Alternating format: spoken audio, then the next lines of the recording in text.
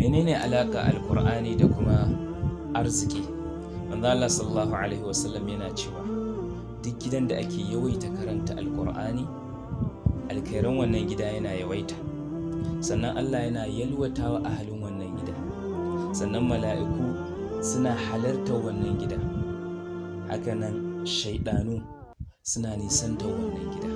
Wani malami yake cewa kaga kenan duk gidan da ya kasance ba a karanta alkur'ani a cikinsa, wannan gida zai kasance yana da karancin alkhairi a cikin na biyu, sannan za a kuntata wannan gida, zai kasance kunci zai yawaita a wannan gida, sannan mala'iku za su nisanci wannan gida, hakanan shaidanu da makamancinsu za su dinga halartar wannan gida.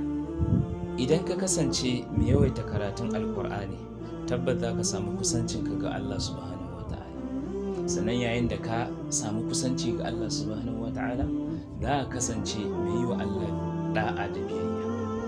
Yayin da ka samu kanka cikin masu da'a da biyayya ga Allah subhanahu wa ta'ala, tabbas ka samu wani arziki wanda baya taɓa yankewa.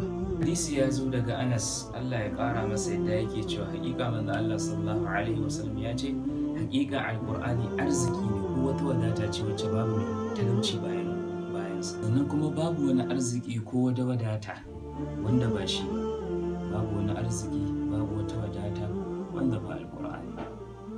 Assalamu alaikum. Habibi Muhammad, Habibi Muhammad, Habibi Muhammad,